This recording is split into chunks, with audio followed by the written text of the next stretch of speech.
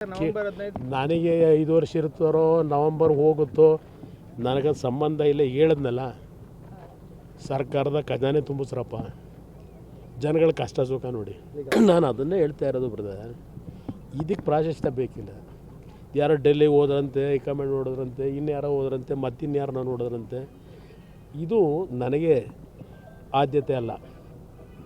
ಅವ್ರವ್ರ ಪಕ್ಷದ ನಿರ್ಧಾರಗಳದು. ಅವರು ಇರೋವ್ರನ್ನೇ ಮುಂದುವರಿಸ್ಕೋತಾರೋ ಇಲ್ಲ ಇನ್ನೂ 10 ವರ್ಷ ಅವ್ರನ್ನೇ ಮುಂದುವರಿಸ್ತಾರೋ. ಯಾಕೆಂದರೆ ಐತಿಹಾಸಿಕವಾದ ದಾಖಲೆ ನಿರ್ಮಾಣ ಆಗಬೇಕಲ್ಲ.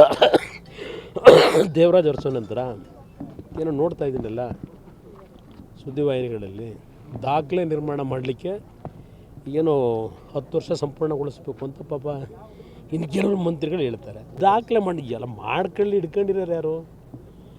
10 ವರ್ಷ ಇನ್ನೊಂದು 5 ವರ್ಷ ಮುಂದೆ ಓದ್ಕೋಬರ್ಗಲ್ಲ. ಅವ್ರ ಲೀಡರ್ಶಿಪ್ಪಲ್ಲೇ ಹೋಗಿ ನನಗೇನು ಸಂಬಂಧ? ನನಗದೆಲ್ಲ ಸರ್ಕಾರದಲ್ಲಿ ಯಾರಿಗೆ ಎಲ್ಲಿ ಉಸ್ತುವಾರಿ ಕೊಡಬೇಕು, ಯಾರಿಗೆ ಜವಾಬ್ದಾರಿ ಕೊಡಬೇಕು, ಅವರು ತೀರ್ಮಾನ ಮಾಡ್ತಾರೆ. ಅದ್ರ ಬಗ್ಗೆ ನಾನೇ ಅದಕ್ಕೆ ಉತ್ತರ ಕೊಟ್ಟೆ.